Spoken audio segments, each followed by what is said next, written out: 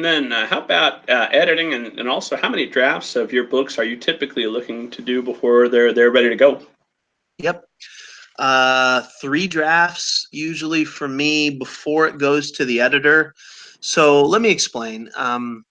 My first draft is not a super clean draft, but it's not a puke all over the page draft.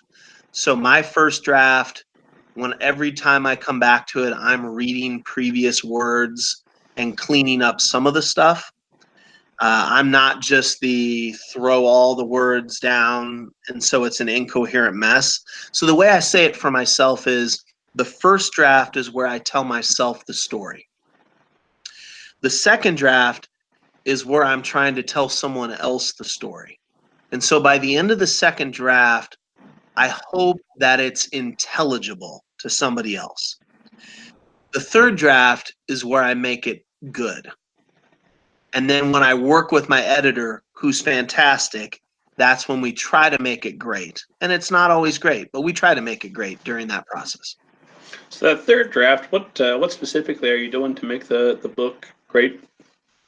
Yeah, so the things I really focus on in my third draft are number one, chapter endings. So that's the first. So if I haven't cleaned up chapter endings in the second draft, the first thing I'm looking at in the third draft is chapter endings, making sure the chapters end correctly, that they end making people want to turn the page if possible, right? You know, when I've really done well. And so that's the first thing I look at. Then the second thing I look at is Before we move on to the second thing, what sort of chapter endings work best to keep readers invested? yeah. So I've done a variety of things, but it's I guess I don't know exactly what to tell you other than I'm trying to find what works at the end of that chapter to create some sort of, I don't want to say cliffhanger, because then you read all my books, you're like, well, there's not a cliffhanger at the end of that chapter. I don't really mean cliffhanger, but I sort of mean cliffhanger. Like something, you know, some new question or something that propels things forward. But instead of just continuing, I stop and it makes the person want to turn the page. So that's what I'm trying to do. And I wish I could say it better. But that's what I'm trying to do. The second thing I do in the third draft is characterization. So I'm really looking hard at each character. And if they're my funny character, I got to find ways for them to be funnier. And if they're my, you know, menacing character, then I need to bring more of that. And if it's my hero, are they being heroic enough? So that's the kind of stuff I'm really trying to punch up in the third draft. And then I'm really trying to find, since I do some mysteries, I'm trying to find where are the gaps, where are the holes, is something out of place? Is the suspense good enough at the end? Is the resolution of the mystery good enough? But I'm not someone who does 10 drafts or 15. I try to get to the end of a third draft and then give it to a very, very good editor. That's what I do.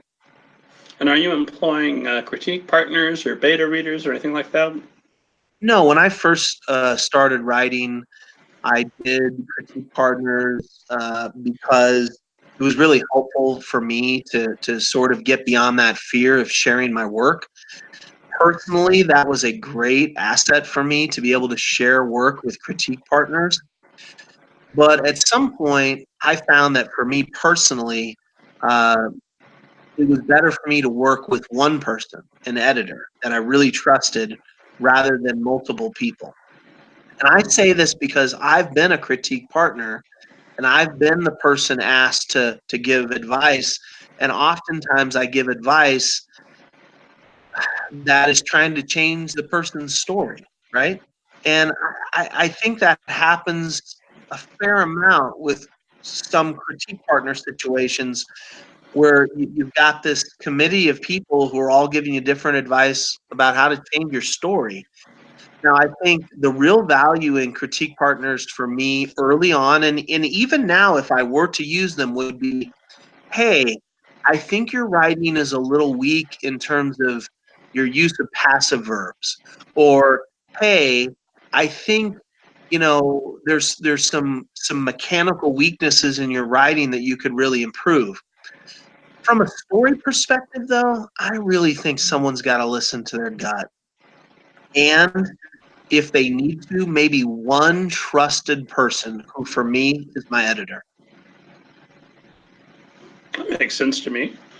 I've got a group of critique partners I've had forever, the young adult cannibals. I never shut up about them. But I know them well enough that when they're telling me that I need to change something, I can hear whether it's actually something that's an issue or if it's just plain that if they were writing my story, they would do it a different way, which of course they would. That's why people are buying their books for that specific viewpoint. But a lot of times I'll find that if they suggest an issue, it's not the fix that they're suggesting is correct, but if I know that something's an issue, that I can go back and I can find a solution for it. I'm always fascinated because, there's as many different ways to write a book as there are writers, and I'm always curious about process. Yeah, no, I think, in the particular critique group I was in, I think what I was seeing is I was seeing some writers who weren't able to finish what they were working on because they were getting so much different advice. And I think the worst kind of critique is the kind of critique that stops people from writing. So if you're in a situation where everybody's continuing to write and continuing to produce, it sounds like you all have a very mature way of handling it.